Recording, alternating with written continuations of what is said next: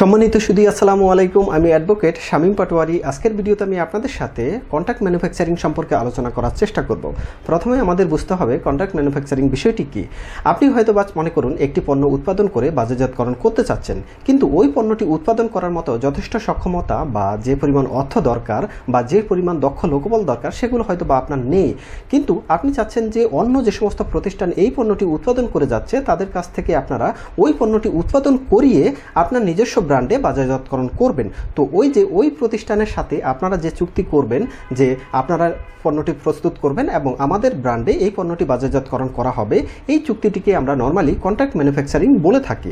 তো আজকের ভিডিওতে আমি আপনাদের সাথে আলোচনা করব এই ধরনের কন্ট্রাক্ট ম্যানুফ্যাকচারিংয়ে আপনারা কোন কোন বিষয়গুলো বিবেচনায় নিতে হবে, এই ধরনের কন্ট্রাক্ট ম্যানুফ্যাকচারিংয়ের ক্ষেত্রে আপনারা কি বিএসটিআই লাইসেন্স পাবেন কিনা, বা এই ধরনের কন্ট্রাক্ট ম্যানুফ্যাকচারিংয়ের ক্ষেত্রে বিএসটিআই লাইসেন্স পেতে আপনাদেরকে কোন কোন কন্ডিশনগুলো ফুলফিল করতে হবে, এই সমস্ত বিষয় নিয়ে আজকের ভিডিওতে বিস্তারিতভাবে আলোচনা করার চেষ্টা করব। তো প্রথমে আমাদের বুঝতে হবে আপনি যদি কন্ট্রাক্ট ম্যানুফ্যাকচারিং করতে চান সেক্ষেত্রে আপনাকে প্রথমে কোন কোন লাইসেন্সগুলো নিজের কাছে রাখতে হবে। অর্থাৎ আপনি চাচ্ছেন যে অন্য প্রতিষ্ঠানের কাছ থেকে পণ্যটি উৎপাদন করিয়ে আপনার নিজস্ব ব্র্যান্ডে বাজারজাতকরণ করবেন, সেক্ষেত্রে আপনাকে কোন কোন লাইসেন্সগুলো আগে নিতে হবে। এক্ষেত্রে সর্বপ্রথম আপনাকে যে লাইসেন্সটি করতে হবে সেটি হচ্ছে আপনার ট্রেড লাইসেন্স।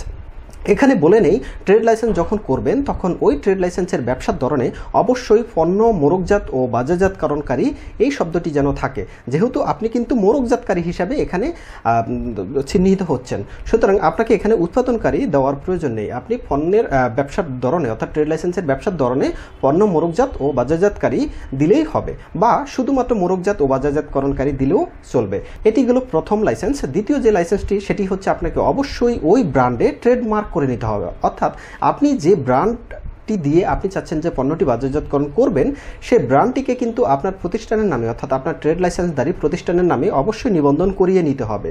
তাহলে এই দুটো একই সাথে আপনাকে আপনার যে ব্যক্তিগত টিন সার্টিফিকেট আছে সেটিও লাগবে। তো মোটামুটি এই 3-4টি ডকুমেন্টস আপনাকে প্রথমে রাখতে হবে।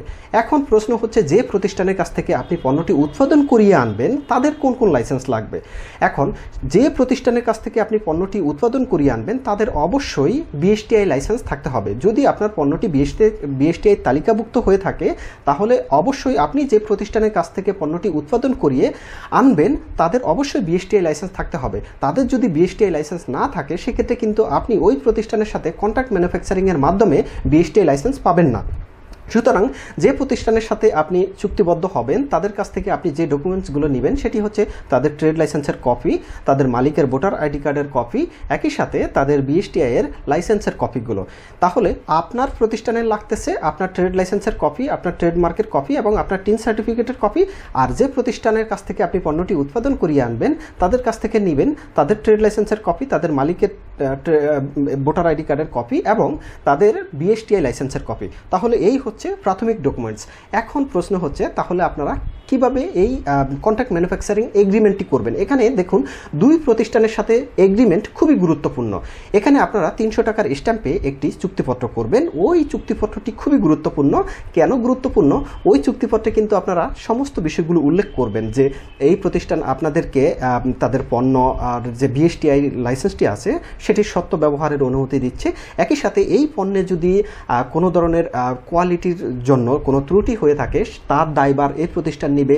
একই সাথে বাজারজাতকরণ করতে গিয়ে যদি কোনো ত্রুটি হয়ে থাকে সেটি আপনারা রেসপন্সিবিলিটিস নেবেন ইত্যাদি বিষয়গুলো, বা এই প্রতিষ্ঠানের উৎপাদনের ব্যাট কারা প্রদান করবে ইত্যাদি বিষয়গুলো কিন্তু এই চুক্তিপত্রে নিয়ে আসতে হবে।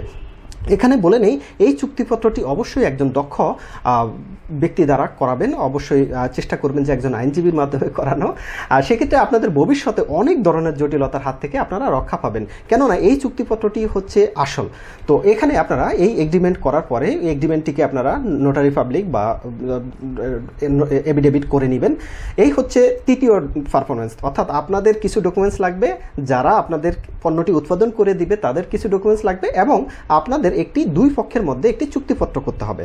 এখন আমরা পরের বিষয়ে আসি যে আপনারা যখন পণ্যটি মোড়কজাত করবেন অর্থাৎ যে প্যাকেট ডিজাইন করবেন সেখানে কি পরিবর্তন করতে হবে। এখানে প্যাকেটে অবশ্যই আপনারা যে কথাটি লিখতে হবে সেটি হচ্ছে প্রস্তুতকারক বা উৎপাদনকারী যে প্রতিষ্ঠান উৎপাদন করে যাচ্ছে তাদের নাম দিতে হবে। একই সাথে বাজারজাতকরণকারী ও সরবরাহকারী হিসাবে আপনাদের প্রতিষ্ঠানের নাম, ঠিকানা এবং আপনাদের প্রতিষ্ঠানের ডিটেলস দিতে হবে। তাহলে এখানে আপনাদের যে পণ্যের মোড়কটি থাকবে সেখানে কিন্তু দুটো তথ্য দিতেই হবে। এক হচ্ছে পণ্যের উৎপাদনকারী কারা থাকতেছে, একই সাথে পণ্যের মোড়কজাত ও বাজারজাতকারী কোন প্রতিষ্ঠান থাকতেছে, এই তথ্যগুলো কিন্তু আপনাদের নিয়ে আসতে হবে। এখন আরেকটি প্রশ্ন আপনারা করে থাকেন যে যেহেতু ওই প্রতিষ্ঠানের by this time BSTI licence আছে, এখন আমাদেরকে কি নতুন করে এই পণ্যের জন্য বিএসটিআই লাইসেন্স করতে হবে কিনা? হ্যাঁ, অবশ্যই আপনাদের করতে হবে। এক্ষেত্রে আপনাদের যে কাজটি করতে হবে, আপনাদের দুটো বিএসটিআই লাইসেন্স লাগবে। একটি হচ্ছে পণ্যের মোড়কের জন্য একটি বিএসটিআই, একই সাথে আপনাদের প্রোডাক্টের বিএসটিআই, অর্থাৎ যে প্রোডাক্টটি ওই প্রতিষ্ঠান আপনাদেরকে উৎপাদন করে দিচ্ছে সেই প্রোডাক্টেরও কিন্তু বিএসটিআই লাইসেন্স করতে হবে। এখন এখানে কিছু ব্যাপার আছে, সেটি হচ্ছে আপনার যেহেতু বাই দিস টাইম ওই প্রতিষ্ঠানের বিএসটিআই লাইসেন্স আছে, সেই কারণে আপনাদের প্রোডাক্টের বিএসটিআই লাইসেন্স পেতে খুব একটু কঠিন হবে না, অর্থাৎ আপনাদের কাজটি অনেক সহজ হয়ে যাবে। কিন্তু আপনাদের লিগ্যাল প্রসিডিওরে আগাতে হবে। এক্ষেত্রে আপনাদের যে কাজটি করতে হবে, আপনারা প্রথমে প্যাকেটের ডিজাইনটি সুন্দরভাবে করে প্যাকেটের ডিজাইনের সাথে ওই যে আপনাদের ডকুমেন্টস এবং ওই প্রতিষ্ঠানের অর্থাৎ উৎপাদনকারী প্রতিষ্ঠানের ডকুমেন্টসগুলো নিয়ে বিএসটিআই অফিসে যাবেন, সেখানে আপনারা আবেদন করবেন। এখানে দুটো আবেদন করতে হবে, একটি হচ্ছে পণ্যের মোড়কের আবেদন, আরেকটি হচ্ছে পণ্যের প্রোডাক্টের আবেদন।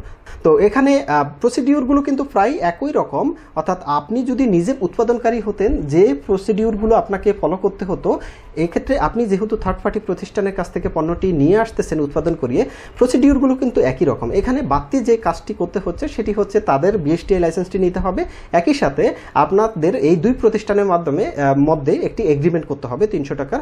এই এগ্রিমেন্টটি খুবই গুরুত্বপূর্ণ।